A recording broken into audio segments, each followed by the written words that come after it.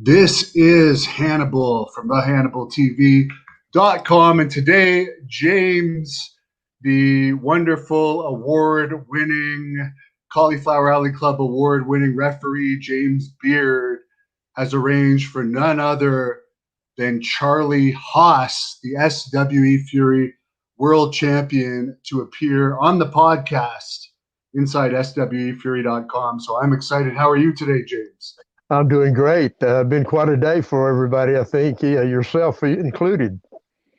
Yeah, I was in Irving, Texas all day checking out the Southern Junction venue, as well as some other venues where SWE is looking at putting on events in the near future. So I've been enjoying myself. Great bunch of people at Southern Junction. And congratulations, James. I understand that SWE Fury had their greatest first day ticket sales of all time for the April 24th Southern Junction event.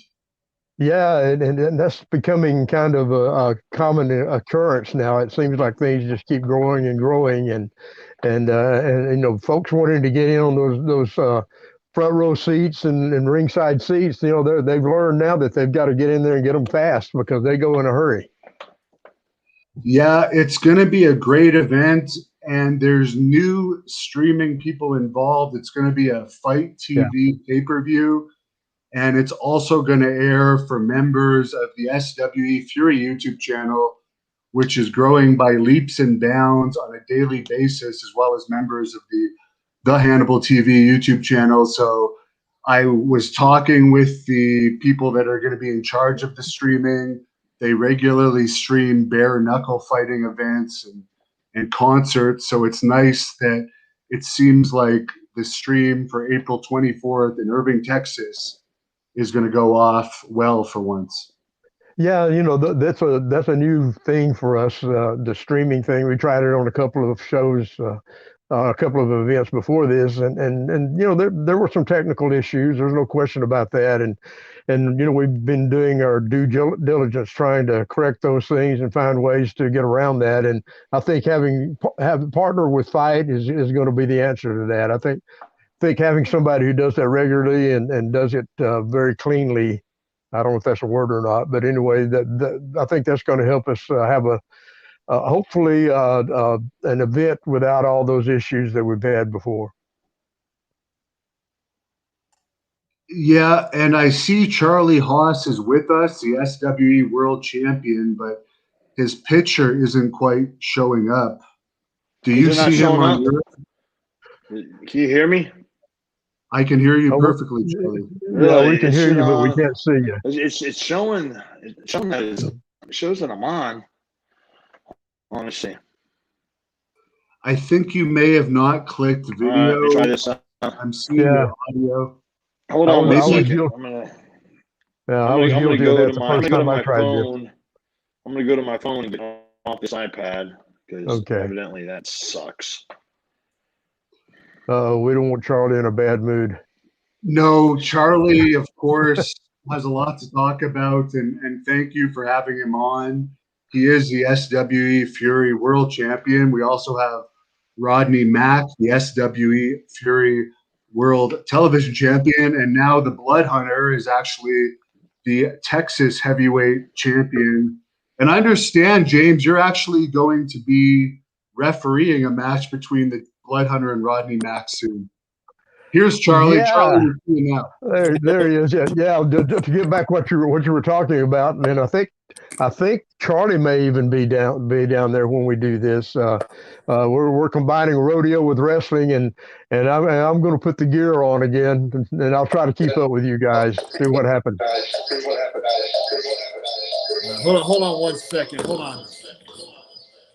We're still working it out with Charlie. Fans, if you guys don't know, Charlie is a very accomplished amateur wrestler, and I'm really happy to be having him on the podcast. He made his debut late last year in SWE Fury and has quickly become the world champion, defeating Tim Storm, who's actually since left the company. You beat him so bad, he left the company. So I think we can see you now, Charlie. See me now?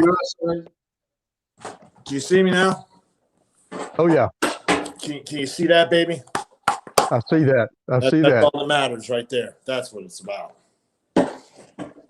Actually, that is what it's about, and that's what SWE is about. It's about competing, and you got to compete to carry that thing, and you've definitely done that. You've taken on all comers.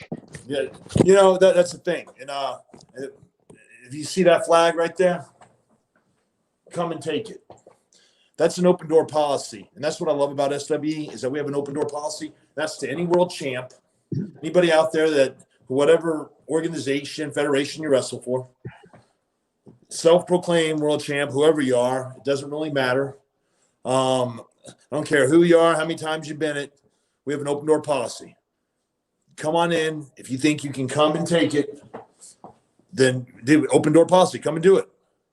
I am so on top of my game right now. I am in the best shape of my life. I'm Charlie Haas, damn it. I'm finally doing what I want to do the way I want to do it. And you know what? It feels good that I don't have to ask for permission. And I sure as hell don't have to ask for forgiveness. Well, I am the world champion, and I'm the only world champion that actually can fucking wrestle. And that's why I will take on anybody, any newcomer. Let's get this out of the way right up front, because I know we've had people writing and making comments about, hey, Charlie's lost so much weight. What's wrong with Charlie and that kind of thing. I know the answer to that, but I'll just want to hear it in your own words. Tell them. All right. So here it is. I'm an athlete, and my athletic sport is amateur wrestling. Okay. It's the base of every foundation there is, especially when it comes to, if you want to go in MMA, professional wrestling, you need a strong foundation. That base is amateur wrestling. For the last 2 years, I've been coaching my son's team in Allen, Texas. They're called Best Train Wrestling. We just won the Texas State title youth program. My son Russ is ranked number 1 in the country at his age and weight. My son Chuck is probably top 5 in the country. My team is probably a top 5 team in the country as well. So I am on the mat. And let me tell you something about Allen. Allen, Texas has produced Bo Nickel, who is a 3-time D1 national champion, Danny Hodge award winner. All right. And then for people who don't know, that's like winning the Heisman in football. Yeah. And then this is how great of a place okay, let's take it back there. 2013, Allen, Texas. They produced 2 of the greatest athletes in college history. Bo Nickel, who won the Danny Hodge Trophy, which is the equivalent to the Heisman. I mean, the Danny Hodge Trophy, which is the equivalent to the Heisman. You know who else they graduated in 2013? Kyler Murray, who won the Heisman Trophy for the University of Oklahoma. 2013. That's how great of a place Allen, Texas is. And that's where iron sharpens iron. And that's where I'm at. I'm coaching the amateur wrestling club. I'm in the room every day. We got 3 full mats. Our facility is better than most Division I programs. And I am sweating my ass off. And I'm working out with the high school kids and the college kids that come back. So, yeah, man, I've lost a lot of weight because when you crank up the heat to about 100 degrees and you're working out about 3 to 4 hours a day in an oven, you're going to lose weight. Here's the deal. I thought I was done with professional wrestling. I was just focusing on my kids. I was focusing in just rebuilding myself, so it's no surprise out there. Me and Jackie got divorced. She's gone her way. I've gone my way. We're the best when it comes to co-parent, or better not together. But I'm also rebuilding myself, and I did that through coaching. And I thought I walked away from professional wrestling. I was done. I had no idea that this was going to happen.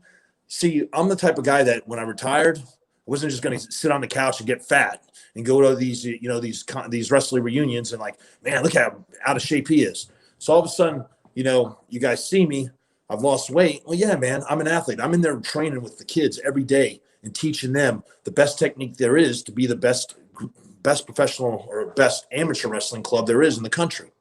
So to all you haters out there, there's nothing wrong with me. You can call me fucking. I love that. This is the best one. Hepatitis Haas. That was great. That was a good one. Let's see. Captain Corona. That's a really good one too, man. I'm 235 pounds. I'm fucking 6'2", 6'2 and a half. I'm fucking in the best shape of my life. And you know what? I've actually gotten better because my ground game's better because I stayed away from professional wrestling and I went to amateur wrestling, and I've just worked on my technique and my takedowns and everything. Now, when I come back into pro wrestling, are unstoppable. That's why I'm saying I will take on any world champion there is. I don't care who it is, where they're from, what they've done. They have not met a wrestler like me, because what I say I do, and what I do very well. Well, let's talk about what you just said a while ago, though. I know that a lot of this was personal. I know a lot of the reason you walked away from wrestling and competing was personal things. But what brought you back? What made you want to compete again? You know, man, you know, and let's just say, you know, God works in mysterious ways, man. I came out, man. I just wanted to support Texas wrestling. I'm in Texas, so I wanted to support, you know, independent wrestling, Texas wrestling. So I started going I went over to Texoma Pro. I ran into you. You were like, hey, man, why don't you come out and check out SWE? My kids are with me. Man, my kids are big professional wrestling fans, you know. They are, yeah. Shelton's one of my best friends. He's a godfather of my oldest daughter. My kids call him uncle. He's still, you know, he's at WWE. So the kids love watching professional wrestling. So we went over to SWE, and that was in Canton. And I want to say it was probably in October. And we went and I saw Teddy. I met, you know, Road Warrior Animal before he passed. I got to see a lot of my friends that I haven't seen in a long time. It was good. And, man, we just sat down, and man, what we saw was something special. Like, I was like, man, this is great. Man, I would love to be a part of this. I don't know if it'll ever happen, but at least my kids are enjoying it. They were, I couldn't keep them in their seats. I mean, I felt like I was a kid living through them, like at the Sportatorium when I was a kid, or down there at Mid-South Wrestling, you know, when, back when Jim Ross was commentating and Cowboy Bill Watts, you know, on Mid-South. I mean, that's what I grew up with, and that's what I felt. So, come full circle, you know, I was talking to Tom Lance, and he's like, hey, and I was talking to you, James, you're like, hey, why don't you give it a try and then come? And I'm like, man, I just don't know. I go, I know I'm in good shape, but I don't know if I'm in professional wrestling shape. Let's see how it goes. So, you know, it's a good thing I don't listen to the critics, because if I did, I wouldn't have this fucking thing right here. All right. So, thanks for putting it out there, because that's just fueling the fire. And that just makes me get in the best shape of my life. And God forbid whoever gets in the ring now.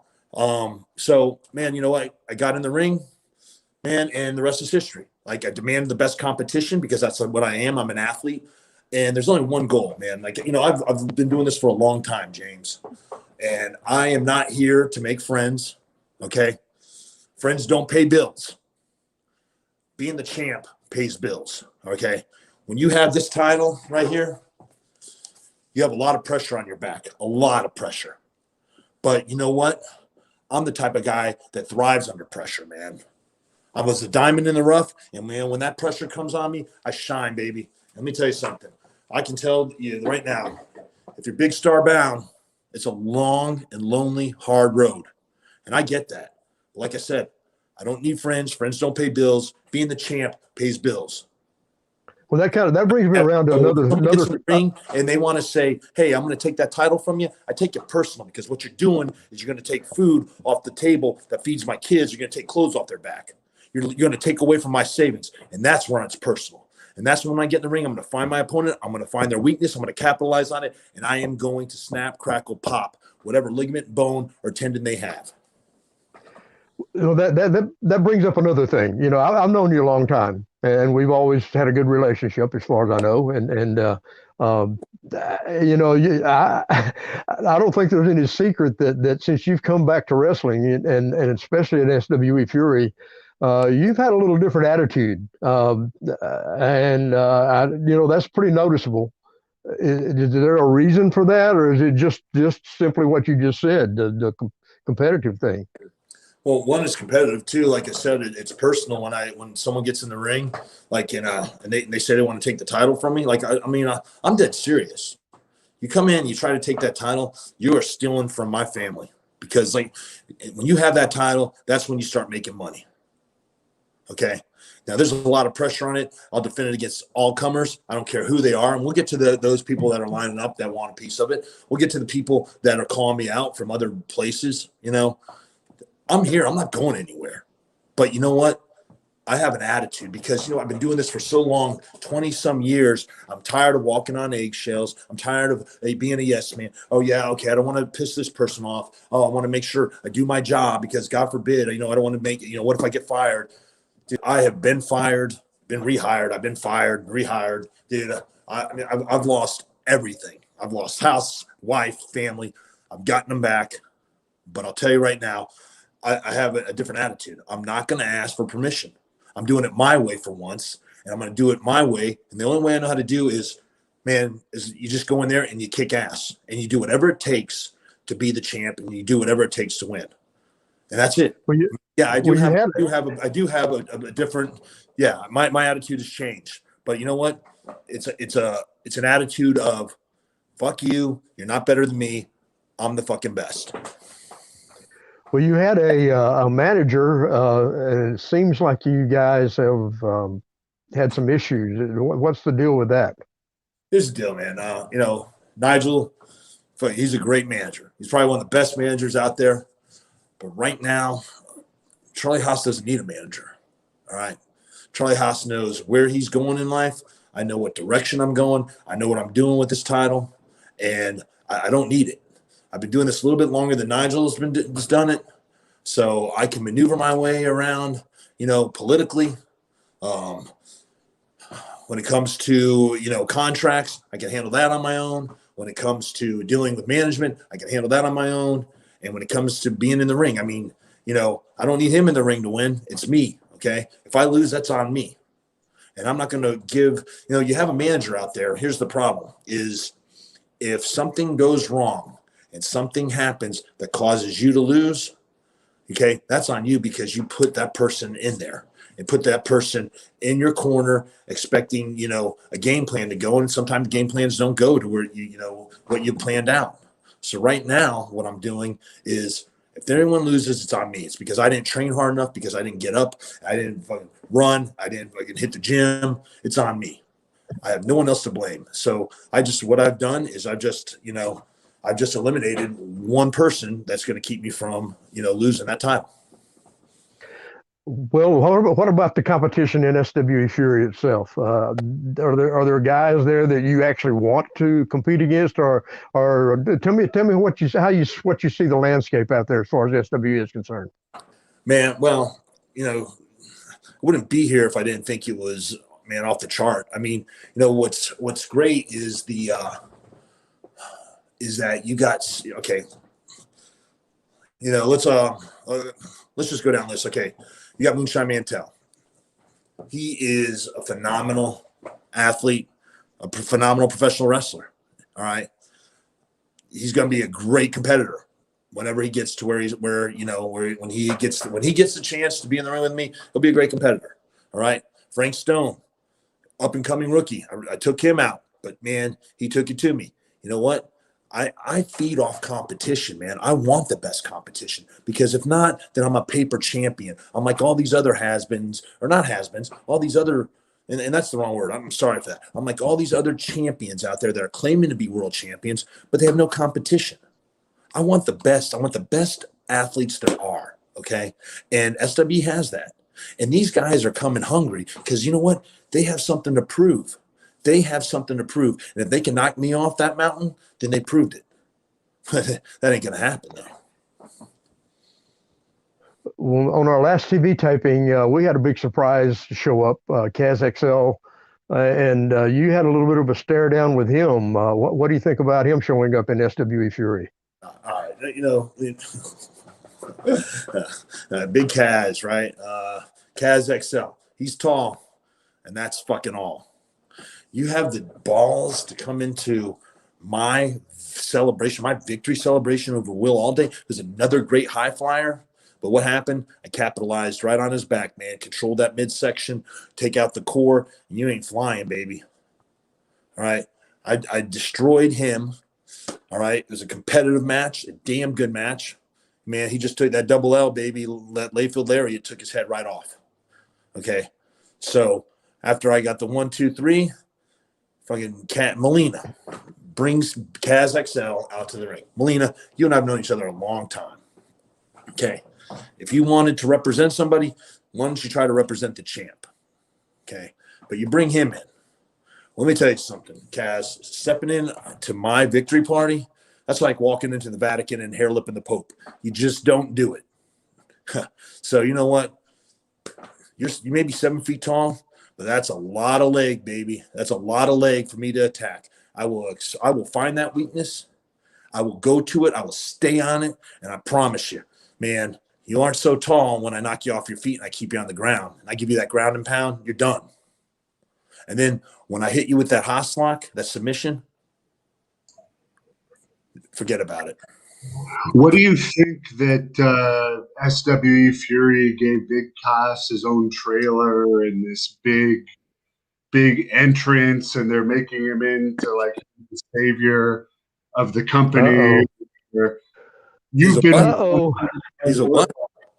For all these months. Savior of the company. Oh, okay. Oh, well, no, wait, no. You know, if you didn't see the podcast last week, it was pretty obvious that Hannibal and Kaz aren't Jihan, if you know what I mean by that. Charlie Haas is the champion. If anyone should have his own trailer, it should be the world champion, Charlie Haas, not some WWE guy that hasn't even wrestled in a year. Let me tell you something, man. Yeah, okay. I'm not going to name other federations that I've wrestled in for because, as far as I'm concerned, SWE is the federation that everyone wants to come wrestle at.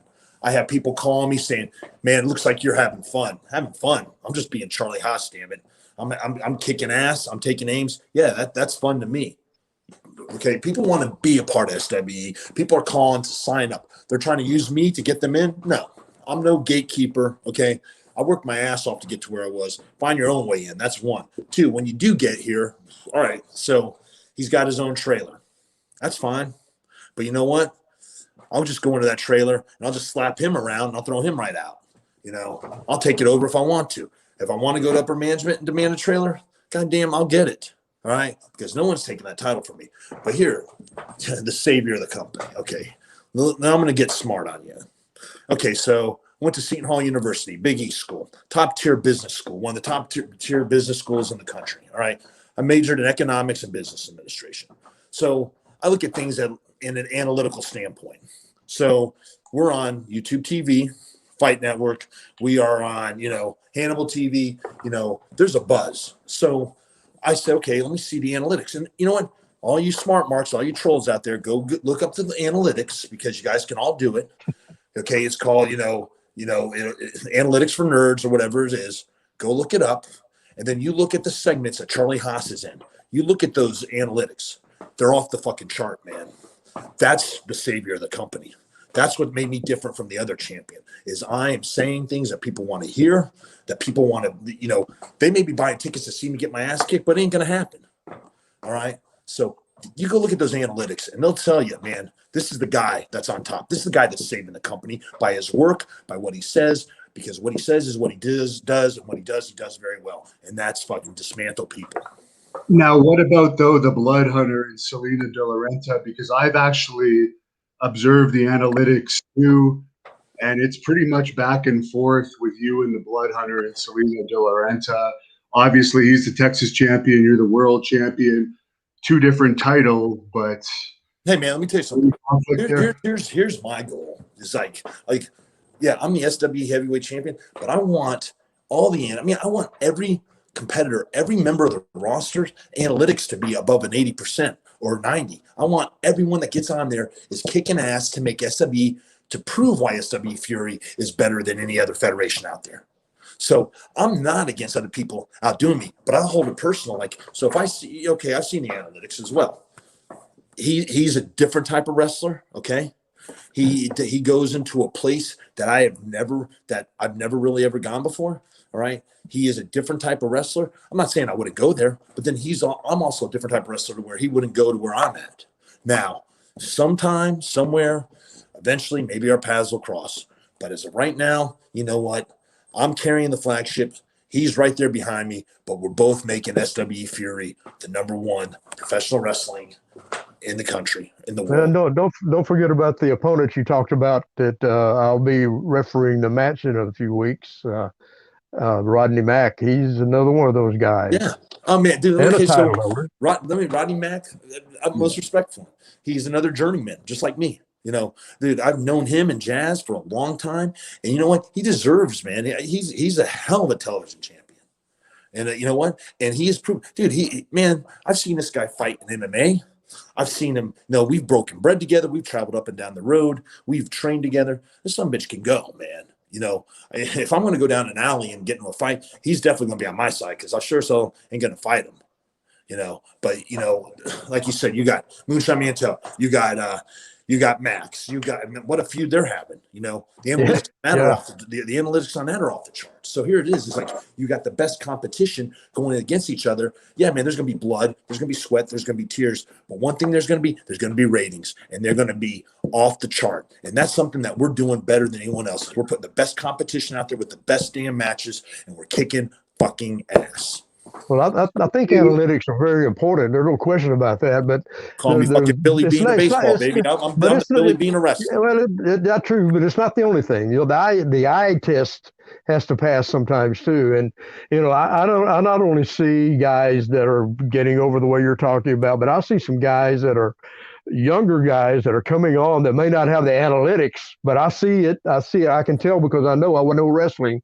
They're coming on like the kid that you wrestled a few weeks ago, Frank Stone. Yeah, I see that guy coming along and being one of those guys that be knocking it out of the park himself before too long.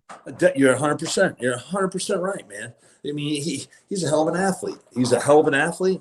You know, he's been doing this for a couple of years, and he's just going to get better, man. As long as he sticks with it, he's going to get better. But that's the thing is, you're right. You know, and there's more to it than just analytics. But that's the thing now. Billy Bean, man, he built a hell of a job with the Oakland A's doing analytics, right? Took a bunch of journeymen, put them in the right spots. They have the longest streak there is in baseball. Okay, Brad Pitt did a hell of a job playing them. But let's get back to professional wrestling. Right now, what we have is SW Fury showcasing the best talent there is, going out and getting people that people haven't heard of because why? They haven't been given a chance. All right. I want to take these guys that can take me to the limit and push me, and I want to showcase their talent, and I want to showcase how I can defeat them. All right. I think that, Frank Stone, Will Alday, I think Edge, I think, and that's Edge here at SWE. Edge, another Stone, yeah. Edge Stone, that's right. No relation, I'm sure. Rodney Mack, the Blood Hunter. Man, there's this. I mean, I can go on and on. I mean, the tag team division is ridiculous, and everyone knows that was my specialty. Dude, there's some great tag teams out there, some damn good tag teams, and that's something else. People aren't showcasing tag teams. SWE is. We're showcasing talent, athleticism, tag teams. But here it is. We're also showcasing wrestling. They have a good background. It's just not people that know how to do moves. Hell, I can get my kid to go out there and, do a 619 or a hurricanrana. I mean, that's easy for them. But can you wrestle? Can you go 60 minutes? Can you go longer than that? Can you, when you're hurt and injured, can you find a way to do whatever it takes to win, to climb, crawl, claw, whatever you have to do to get to the top, to hold that title? Well, that was that reminds me, that was one of the first things that we talked about when we talked about you coming into SWE. You were actually at that point in time, you were interested in the tag team division. And we talked about that. And of course, your background with Shelton, one of the great tag teams of all time, really. And yet somehow I can't even imagine you in a tag team right now, the way things are going. No, I agree 100%. 100%. Because before Shelton, it was my brother, Russ, and I, the Haas brothers. We signed with WWE. Team Angle. Right. And Team Angle was supposed to be Russ, myself, Shelton, and Kurt. All right. So Russ passes away, and then Shelton and I become, a great tag team under the tutelage of Arn Anderson, Jerry Briscoe.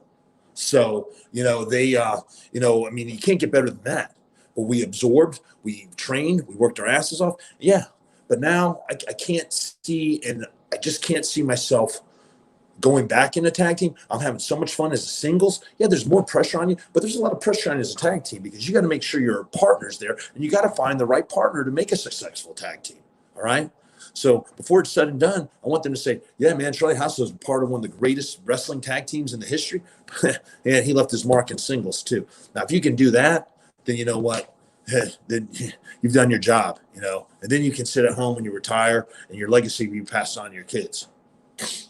You brought up another name when you were mentioning the influences you have, Gerald Briscoe. Yes. I spent a little time talking to his son this last week, and Wes Briscoe will be coming into SWE. Great. So let me tell you, I think you have.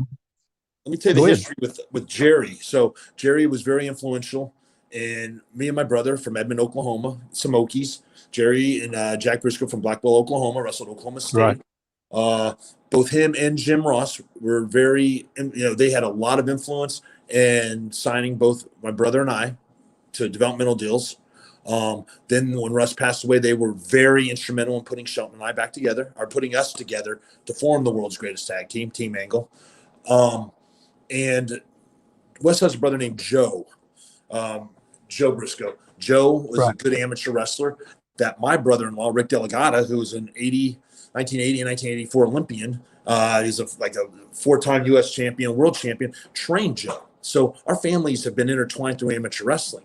I've known Wes through amateur wrestling, through Jerry, and, you know, and our paths have crossed when it comes to professional wrestling. I never competed against him, but he's a hell of a wrestler, a hell of an athlete, and he should be, man. He's coming from the Briscoe brothers, one of the greatest tag teams ever. I mean, fucking ever, you know, and great amateur wrestlers, both national champions from Oklahoma State University.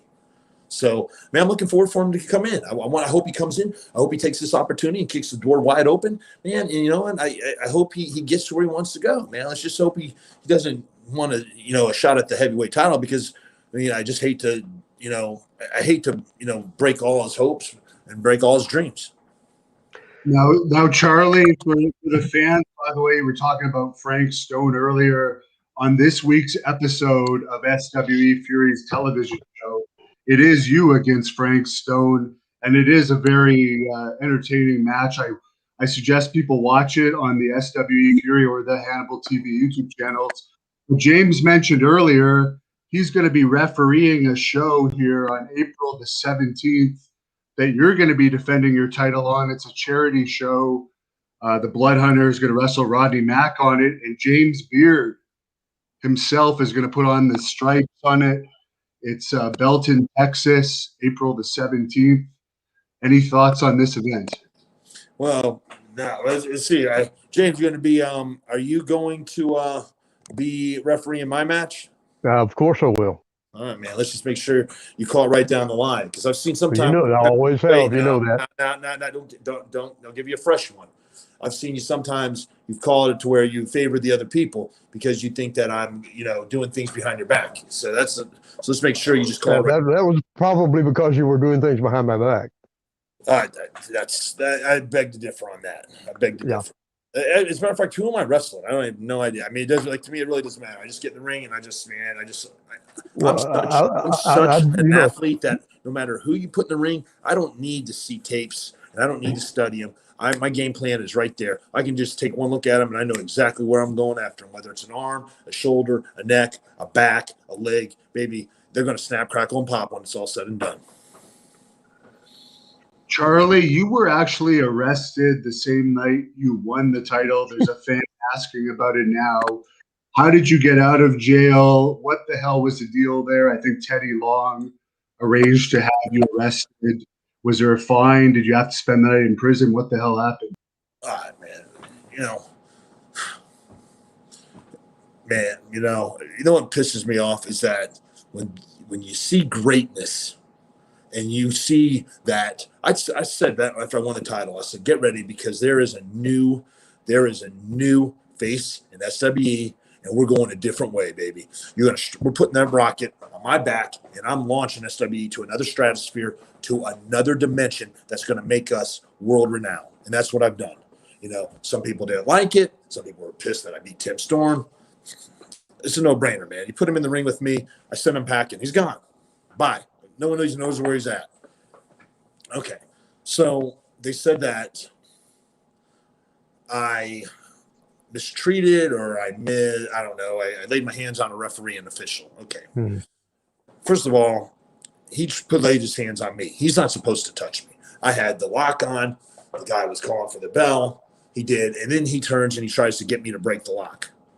Who the hell does he think he is? He doesn't have had the proper training to one, even to come to get near me, to put his hands on me. Two, to try to break my submission, which is unbreakable, by the way. There's no reversal to that. We'll get to that in a minute. But so because they said that I laid hands on him, I gave him gave him a nice angle slam, and then I took a belt to him. Well, you know what? If your kid does something wrong, sometimes you got to take a belt to him, right? Well, this guy did something wrong, and I guarantee he'll never do it again. So he goes crying to the cops or to Teddy, and Teddy goes and calls the cops, and we got it all straightened out. Short story is we got it all straightened out. I'm the world champ. I was reinstated. The title's back around my waist, and I'm sure that referee will never make that mistake again. And I'm sure Teddy won't do it either. So that's all I have to say.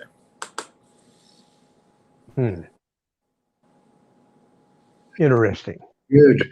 Charlie, there's been a bunch of fans on here that have been asking, how is your relationship with Shelton Benjamin these days? Of course, you two were known for being tag team partners in WWE together. No, dude, everything's going good. I mean, Shelton, like I said, he's the godfather to my oldest daughter. Okay, dude, he's one of my best friends. Man, he's family. He's family. Okay, my kids call him uncle. We're doing great, man. He'll talk to me. He'll call me. He's a fan of SWE. He's like, man, you look like you're just having fun and you're kicking ass. He goes, you're doing exactly what you've been meant to do. What needs to be done. You're doing it the way you want to, and no one's holding you back. And I'm proud of what he's done, what he's accomplished, man, this last year. Go with the pandemic, him and his group, they've really held it together up there, and he's done a hell of a job. Done a hell of a job. But I wouldn't want to trade places with him because, like I said, I'm where I want to be. And dude, when you're part of something special, man, you can feel it. And when you're you know what? I'm going to just go ahead and put this out here. And this is what my mentor taught me, and he coined this phrase. You want to know what's causing all this? You're looking at it.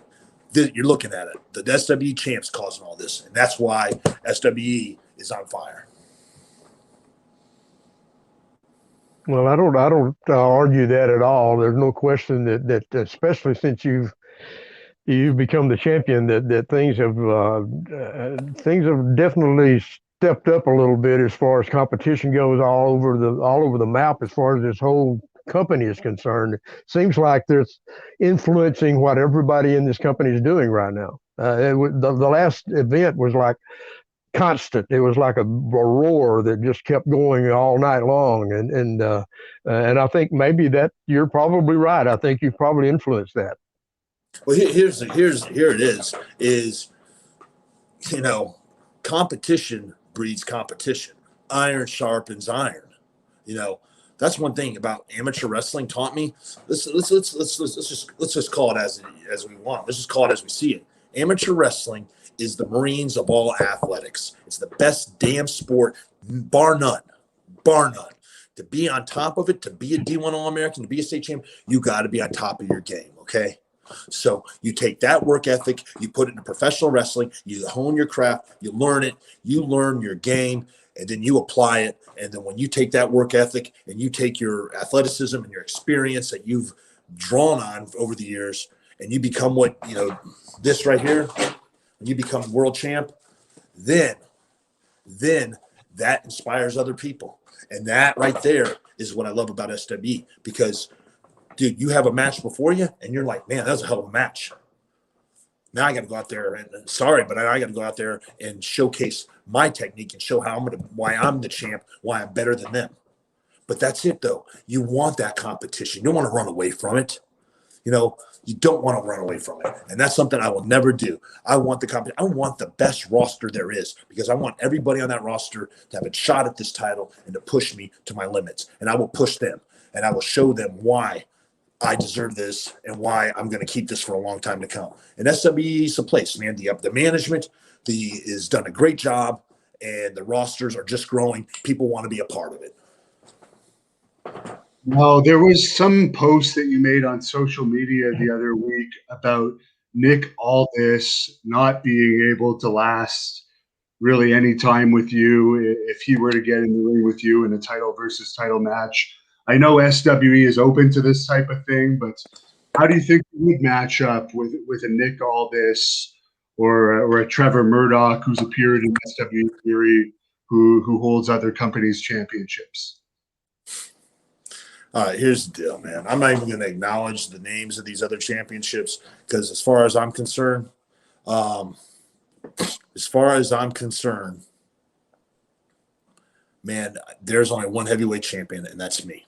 I'm the only heavyweight champion that can wrestle. It's an open door policy. I don't care who you are. I don't care what you've done. Okay. I'm not afraid of anybody because when you've lost everything and you look death in the face, and you know what? You're not much you can be scared of. So I'm not scared of anybody. No one can out wrestle me. I guarantee it. They can't. They don't know the technique that I do. They don't spend the hours in the wrestling room like I do. And I'm not talking about lifting weights. Anyone can lift weights and be a bodybuilder and walk out in Speedos and say they're a badass. Ain't gonna happen here.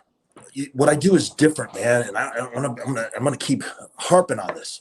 I take my opponent's weakness. I find it. I capitalize on it. Okay. I expose that weakness. And then I go to work. You know, I mean, would you go to a store and buy a three-legged table? No, you wouldn't. So what I do is I render their limb useless till they can't use it, and then I get the victory. And that's what I do. And that's what makes me different.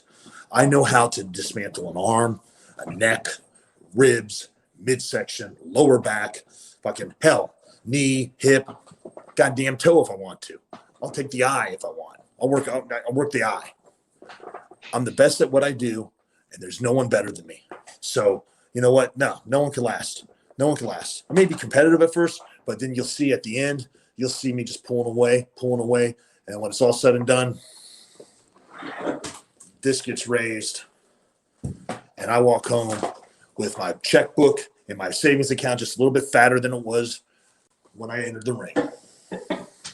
And I got to bring this up because I was at Southern Junction today, which is going to be the site of the April 24th SWE Fury TV taping / pay-per-view.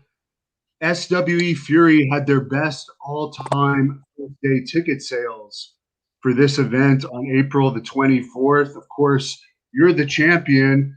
That reflects pretty well on you. Does that make you proud that the company had their best first day ever of ticket sales with you as the champion? Yeah, it makes me really proud, man.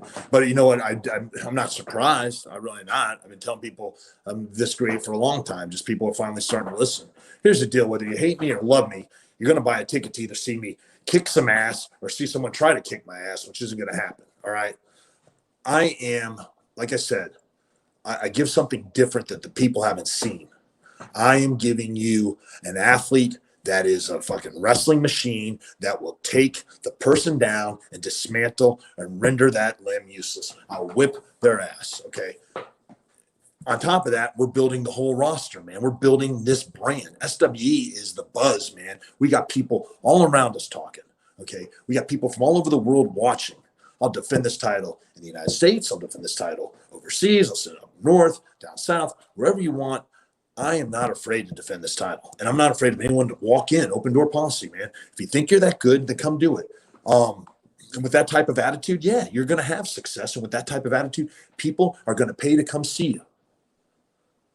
And that's what we're doing, man. Yeah. So we had the best ticket sales ever. And man, it's sold out like that, the front row. Man, I can't wait to be there because in Irving, that's where I won the title, man. That's like it's like Madison Square Garden to me. That's hollow ground, man. That is right there.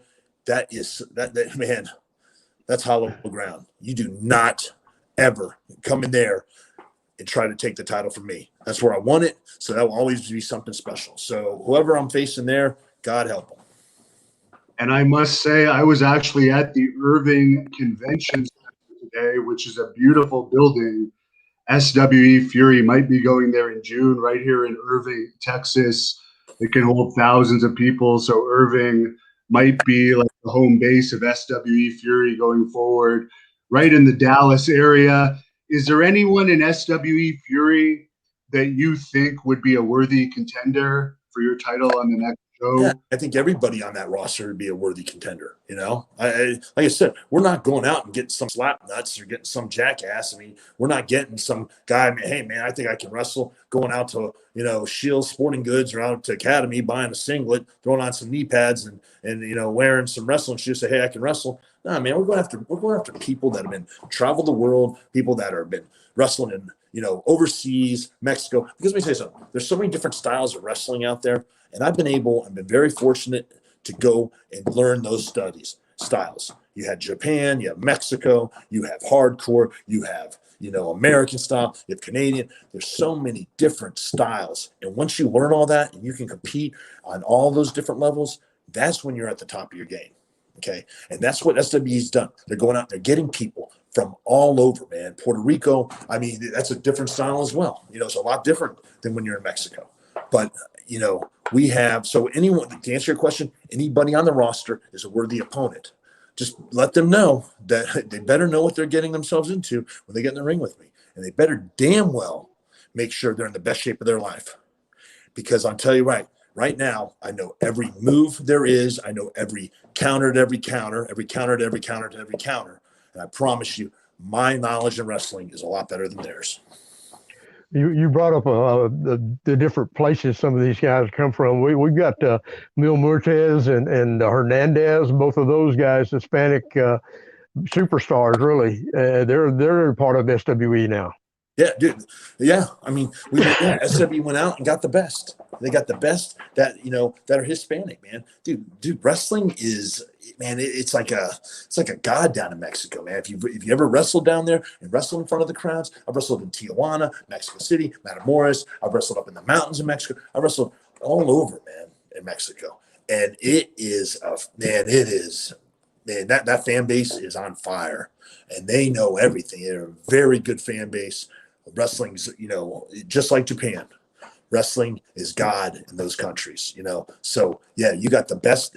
Like those names you mentioned, they're some of the best, and SWE signed them. So you got them reaching out to us, So now we're trying to take our picks. Okay, who's better? Who's good? Who's gonna draw? Who's gonna do this? Who's gonna be a good competitor for the world champion, for the TV champion, for the Texas Heavyweight Championship? I mean, tag team. Who is it that's gonna make this brand?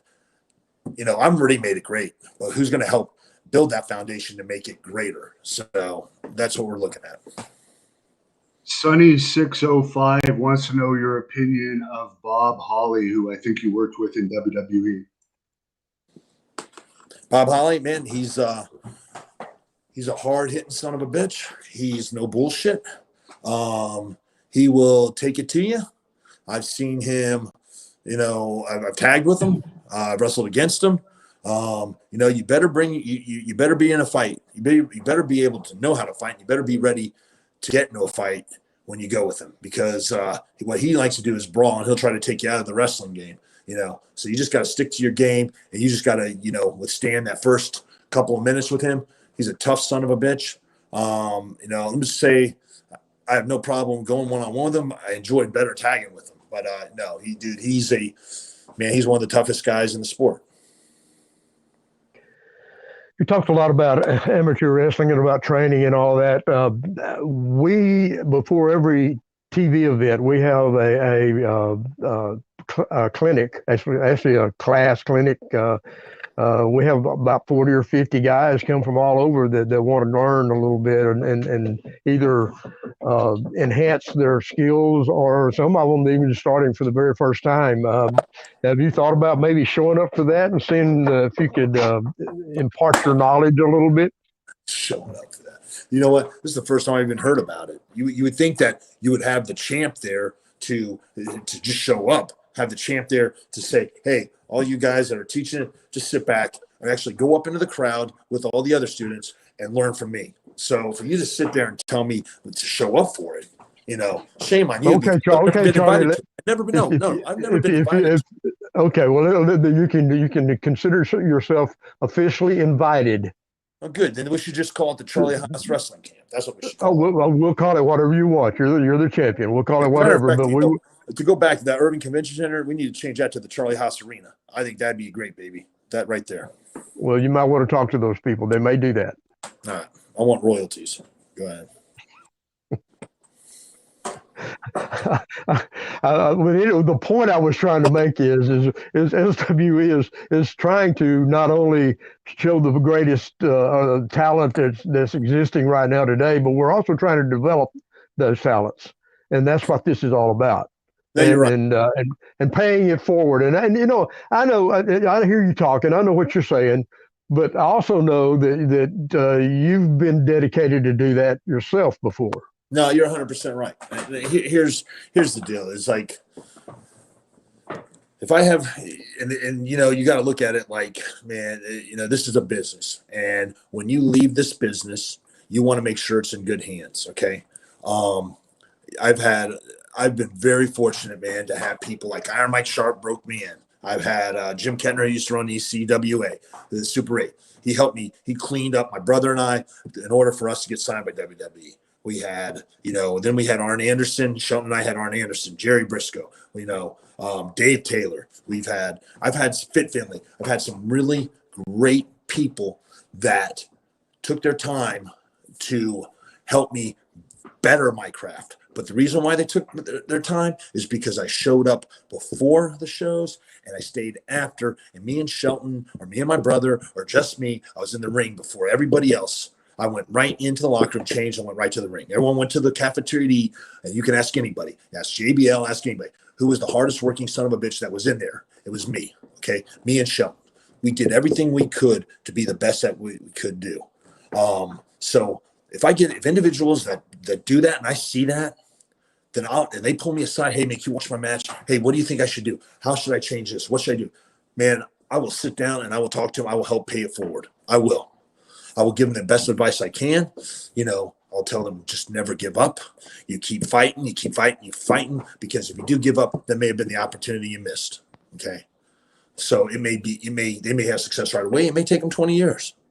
But I am a big fan of hard work. Hard work pays dividends. You know, it may not be this go around, but when you go out and you travel all over the world, you know, look at Davey Hart's, you know, Davey Boy Jr., man. You know, he's a journeyman. He's traveled all over the world. I saw him when he first came in. You know, he looked like a little kid. Now looks like this guy's a grizzled vet that's been through a lot of wars, man. He's one that just stuck with it. Well, and I can vouch for you there. In fact, I heard from JBL today, and he has often said very many kind words about your development and about the way you work and how hard you work, and a lot of positive things from him. No, you know, John was very influential with me in WWE. You know, he was a successful world champion. He's another one that was a great tag team wrestler with Ron Simmons, APA. Shelton and I did a lot. We wrestled all over the world. Even in Iraq, we wrestled the APA. What was great about Ron and John is that, man, they taught you. They took us out of our game. They beat the shit out of you, and they would beat you and beat you and beat you, and you would have to do everything you could just to get back at them. You know, it was not easy. You knew going in there, man, if you're getting that clothesline from hell, if you're getting that spine on the pine, you're going to wake up the next morning either in a hospital, getting your elbows drained, getting your neck, you know, over at the chiropractor, getting readjusted. Those two taught me a lot. John taught me a lot. As a matter of fact, my move that I'm using as a finish is called the Layfield Lariat. It's what John took from Stan Hansen when he was tagging with Stan Hansen in Japan, the Lariat, and the way he uses is called the clothesline from hell. I've taken it and it's called the Layfield Lariat.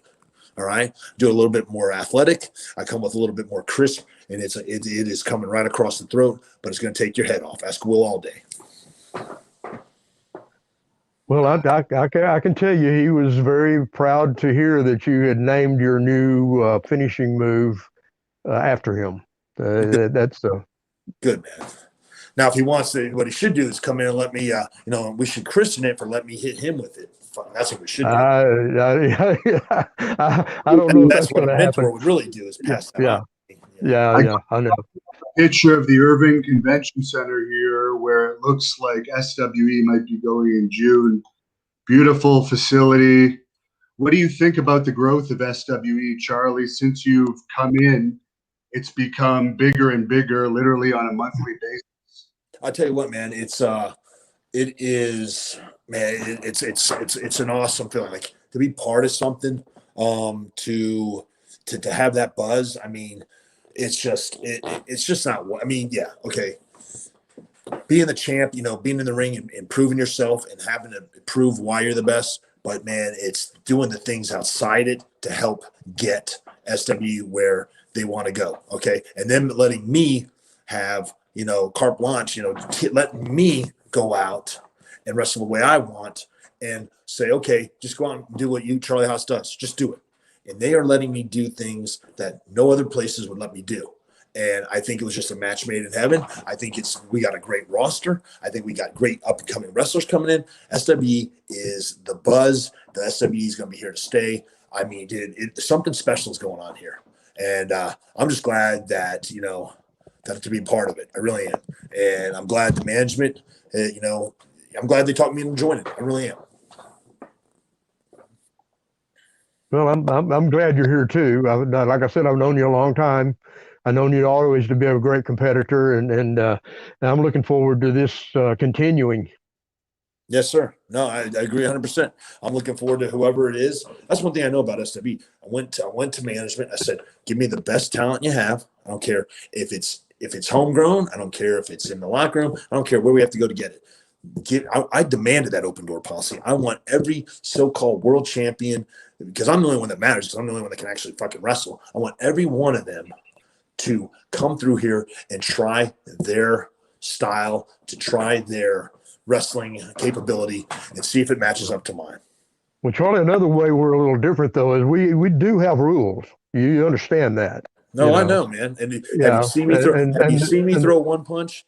Not one. Oh well, I saw you abuse a referee. I saw you do that. But I told you he laid his hands on me first. I told you, man. Sometimes when you tell your son, "Hey, don't touch that pot. It's hot. Don't touch it. Don't touch it. Don't touch it," and they got to learn the hard way. So, I got to put up a poster here for the Irving event, April 24th, that I referenced earlier with Sabu, Renee Michelle, Hernandez, Gangrel, the Blood Hunter, Molina, Charlie Haas, Mark Henry, Christy James. All right, so let's look at that poster. What the fuck is wrong with that poster right there? You're not the center of it. Yeah. Big. Yeah. That like I said, man, he's tall and that's all. I'm the goddamn. I am the world champ. I'm Charlie Haas. Goddamn it. Why am I not in the center of that fucking thing? Tell me that right now. Why am I not? I'm the one. No, I don't make posters, so I can't answer that question. You know what? That's a bunch of crock. I bet you it's Teddy Long or some bullshit. Somebody started that right now. You know what? That's okay, man. That's okay. I'm gonna make my own fucking posters and start putting them up. And I ain't putting anybody else on it but me. And say that's it. Well, that'll be an interesting way to market things. I can tell you that. Come to the Charlie Haas Arena and watch me whoop everyone's ass. I mean, I guarantee it. We sell out. Well, Robert Phillip Jr. commenting on here, you should be in the center. And I know that Aaron Priestley, the promoter for the big rodeo event that I'll put the poster up since he's watching right now, April 17th, the week before the Irving event. You're definitely on the poster, maybe not the center, but you're much more clear on this one. He probably made the fucking poster for SWE. Jackass, put me out on the side. That's all right, man. I don't sit on the sideline, man. I'm a game changer. I am a game changer.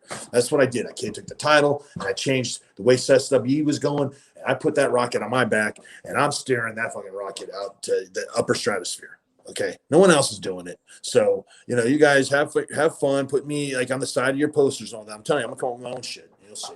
You know what? And when you guys go to buy it, I'm going to say, nope, sorry. Lazarus wants to know, what was your favorite tag team match with Shelton and your favorite singles match? Favorite tag team match with Shelton would be, man, we wrestled. I mean, God, numerous times we wrestled the Guerreros when we won the world tag titles against the Guerreros. Singles match, man, when I won the SW heavyweight title. That's a no-brainer. Because that was the time, that was with the era of Charlie Haas. The way Charlie Haas has always been was born.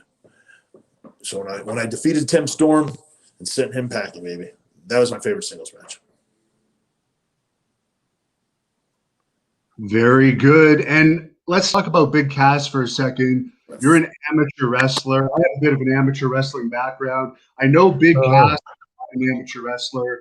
How would you attack Big Cass if you were to have a match with him? What would be your strategy against a guy nearly 7 foot tall like him? He's got a lot of legs, baby. I would shoot a low level. I'd shoot that fucking Ferrari double leg. By the way, another one of my good friends of mine. I just want to shout out to AJ Ferrari. He won the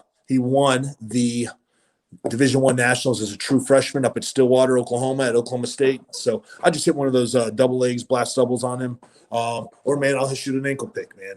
And once I keep him down, I'm not going to let him up. I will not let him up, man. There's no reason when you get a guy that big on the ground, it's going to be hard for him to get up. But when I take all the pressure and I apply it to the high of his neck, lower of his back, and I keep all that weight on him, and I don't give him a chance to upend my leverage, I will never, ever, ever, ever let him up. Once I take him down, it's over. I'm going to, like I said, I will render that limb useless. So I'm going to take out his legs. I'm going to take out his legs. I don't care if it's both of them. I'll take out an ankle. I'll take out the lower back. Once I get him down, that's easy, man.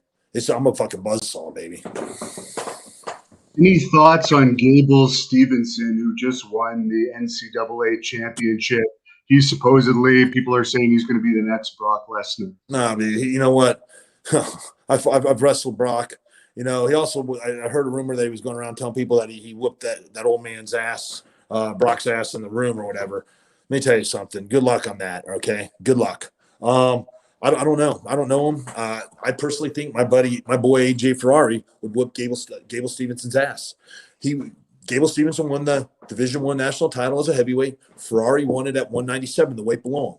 If Gable had the balls, then he'll stay. He will stay another year in college, and from what Ferrari's saying, he's going up to heavyweight to whoop him. So I think Ferrari will beat him.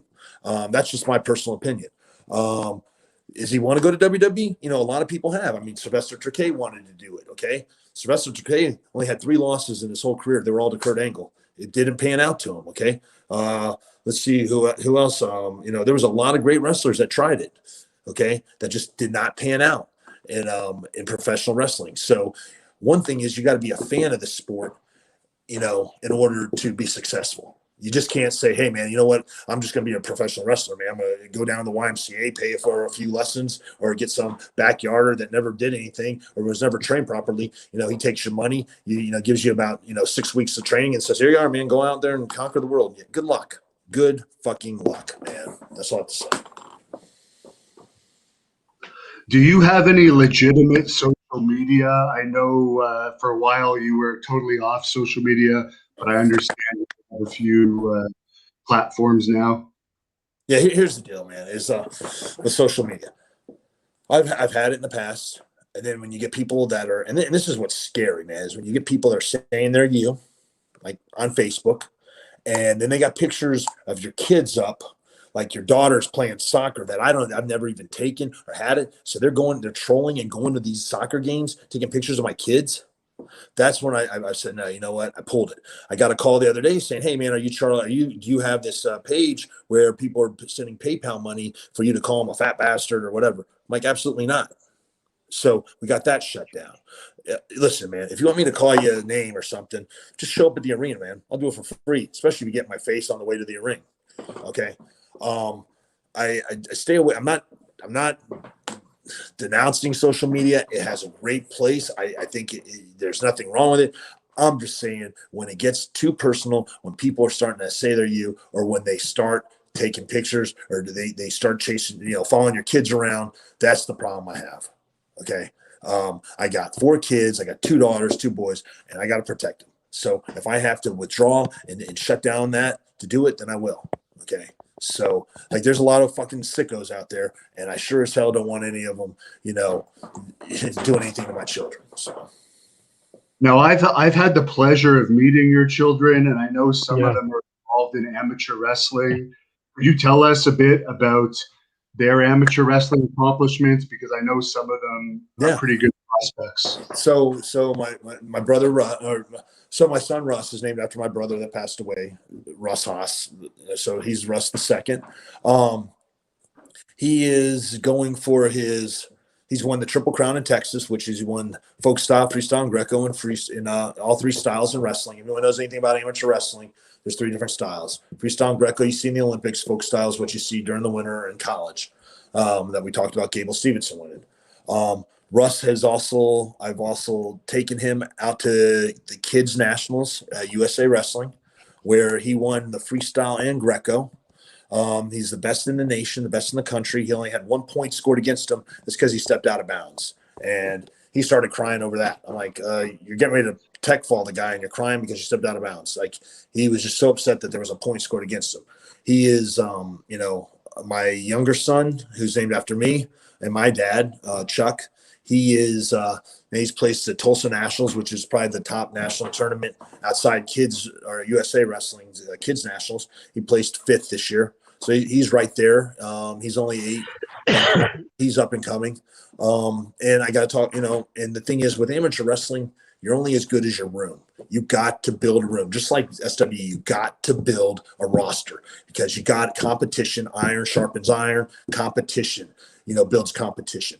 One thing I live by with the kids is, and that is, little things make a big difference. Never, ever look for a shortcut. Don't cheat to win. Do whatever it takes for you to put your best foot forward. Do whatever it takes to be successful, whether it's amateur wrestling. I've chosen amateur wrestling for them and why I did it, because it puts you in uncomfortable positions. There's nothing worse than having your arm over your head and being twisted and getting pinned or getting, spladled or getting, guillotined. But when you learn to get out of it, you can apply that work ethic in life. And no matter what God throws at you, whether it's death, taxes, divorces, whatever, you can learn to survive and thrive by getting out of those uncomfortable positions. And that is why I believe that, amateur wrestling is the best sport there is, bar none. It's the Marines of all athletics. And so in Allen, Texas, Best Trained Wrestling, we have built a great program. I've taken my sons, another kid named Oliver Pulliam. We've gone out and other kids have joined our group, and we have the best kids. We had 7 state champions. We won the state title for Texas. In the high school program, Allen, that they feed into, they're going for their 12th straight title this year. They're one of the best programs in the country. That was long-winded, but you know what? Damn, I feel good getting it off my chest. Go ahead. It's cool. That's some great accomplishments. I know you actually train amateur wrestlers in the Dallas area right now, too.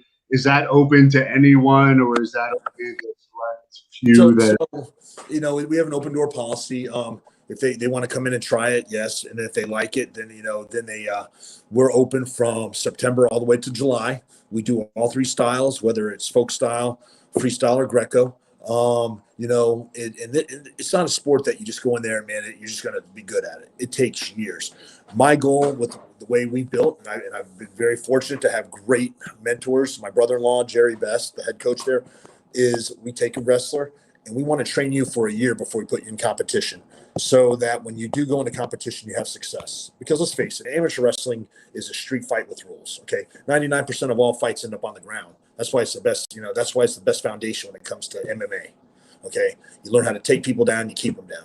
So I really believe that that you want to train these kids right. You want to teach them technique, and that's where I'm saying, little things make a big difference. You never, ever want to make shortcuts. The technique's got to be perfect. You can't leave anything out, and consistency. Consistency is showing up. Another thing, consistency is the mark of a champion. You can ask any one of my kids. If I say, hey, what's consistency? They'll say a mark of a champion. I'll say, what little things? They'll say make a big difference. Those are things that I have them live by, and they apply that in life. And that's why they're successful. That's why we have a really good club. And you know what? It's like paying it forward in professional wrestling. When you see their success, and man, and you coach them hard. And a lot of people say, hey, you guys coach really hard. Well, you know what? It's a hard sport. The thing about amateur wrestling is I don't have 4 other people or 10 other people or 11 other people that I can blame everything on. If I lose, it's because of me. It's because I didn't train. I wasn't consistent, that I made a shortcut and I left the little things out. So that is why it's the hardest sport there is. Very good. And I'm actually going to come out there and train with you personally. Please do, man. I want you to. As a matter of fact, we're going to have practice this Thursday, so you're more than welcome to come out. I'll come pick you up. All right. Well, I guess I'm fighting you on Thursday, and I'm going to get a shot at the SWE Fury champion. Is there anything that you want to plug before we leave off here? I'm a big fan of yours. It's a pleasure having you on the podcast, and I really appreciate you doing it. Nah, man. All I got to say is I just want everyone to know it's very rare, man, to see something like this. And you don't understand how special like this SWE is right now. How, it has a chance to just grow and be very successful. And it's a lot of hard work behind the scenes. And so I want to plug all those people I want to plug all those hardworking people like the cameramen. I want to plug the sound guys. I want to plug the guys that do the music. I want to plug the agents. I want to plug the management. I want to plug, the security. Everybody that you don't see on TV, they have a vital part in making this successful. Okay. They're the ones, the people that put up the ring, the people that bring the ring to the arena, the people that set up the venues, the concession stand. Everyone that does that has a very vital part. And you know what? There's no I in team. We are a team. So that's what I want to plug. Is that my heart? Thank you for everything you've done. To those people that are behind the scenes, man, the people that work those 40-hour weeks to make us be able to go out and do what we do best. Well, it's good to hear you say that, Charlie. I appreciate that. And I know the people that work behind the scenes in SWE Fury appreciate hearing that from the guy that's carrying the mantle right now. And that means a lot to them, I'm sure. And it does to me as a guy who's trying to help build this company to where I believe it should be and where I believe it's going to be. Yeah, but don't get me wrong. If they got in the ring and wanted to challenge me for the title, I'll kick the living shit out of them. But anyway. I understand that also. Well, I'm glad I'm retired. I'll stay retired, and I'll let Charlie Haas do the ass kicking. Charlie, I'm going to let you close off this podcast because you're the SWE Fury World Champion, and you're the greatest wrestler in the world today, in my opinion. So, like the flag says, baby, come and get it. All right, come and take it. That right there says it all. What I mean is, it's an open door policy. I don't care who you are, where you are. This right here is what it's all about. Right here. Okay. So please come out April 24th at the Irving Convention Center. You can see the greatest wrestler there is, the wrestler that only matters, the heavyweight champion. You can see what SWE is all about. All right. If you can't get out there, then damn it, do whatever it takes to get it on your phone, your iPad, your TV, your smart TV, whatever it is, okay? Because you're witnessing greatness. You're witnessing something special, and you be part of it.